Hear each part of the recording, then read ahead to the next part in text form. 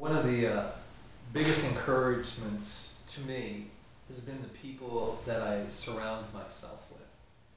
I have worked very hard to surround myself with people that are like-minded, that are moving ahead, that are positive in their statements, that are willing to analyze things, and we may have to engage in some difficult conversations, but there's a willingness to move ahead, to just take advantage of the circumstance and say, okay, I find myself very fortunate to have had some what I would call spiritual dads or spiritual mentors who have come alongside of me and helped me to be a better dad, be a better husband, be a better minister, be a better business person.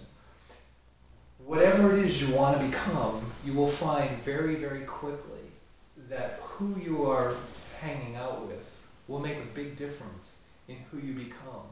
So if you decide to hang out with people that are uh, childish in their actions and belittling of one another, no matter how hard you try, you will find it very difficult not to become like them. You know, the age-old adage that says, birds of a feather flock together. Well, I said to my daughter this morning, we were talking about a business circumstance, and I said, you need to remember that if you've been created to be an eagle, living amongst chickens will become very, very difficult. When I was a child, there was a book called The Ugliest Duckling, and basically what it was a story about was that it was about this swan that grew up with a bunch of ducks. And it took this swan a period of time to become all that they were created to be, which was considerably larger than the ducks, considerably more beautiful than most of the ducks. And I just really want you to think about that, you know, you may be a swan on a duck farm. You may be an eagle that's trying to live out life and existence in a chicken coop. The reality of it is, you're going to become what you become in many cases by who you hang out with. I find very rapidly that small thinking people and people that are always gossiping and belittling one another, they have very few subjects they can talk about. They usually centralize around what the weather is, um, what disaster just took place.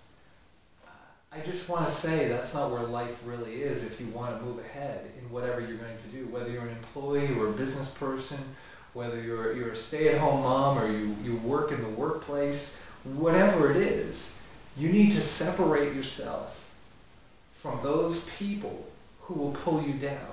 It's very, very difficult. I grew up with an alcoholic parent.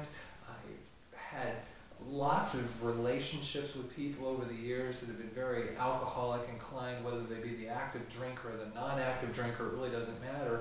The pettiness that comes out of some of those circumstances, the continuing to be that dysfunction that puts one person above the other, you won't be successful if you partake in those things.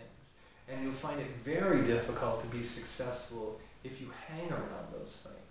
So I've learned to limit myself and limit my time to who I hang out with and where I'm headed. I'll recap the difficult things, I'll look at the difficult things, and then I'm in move-on mode. I'm not looking to have a big discussion about things that aren't going to bring me ahead and bring others ahead with me. One of the things that we're finding is leaders are starting to look at some of our videos and things like that. A leader is one who continues to move people ahead and move progress ahead. And so separate yourself if you need. Really begin to make difficult decisions on who you're going to hang out with, because the reality of it is they will drag you down. They will drag you down. So I encourage you this week to begin to look and see, do I like to hang out with people that gossip and they don't really care where they're going, or do I find myself more drawn to people that are moving ahead? And that's really what we have to look at. So take some time, look at that, and I encourage you to put it down on paper. If sitting around with Sister Sally or, you know, Uncle Tommy, you know, is part of your family obligation, but it's always bringing you down, then limit your times.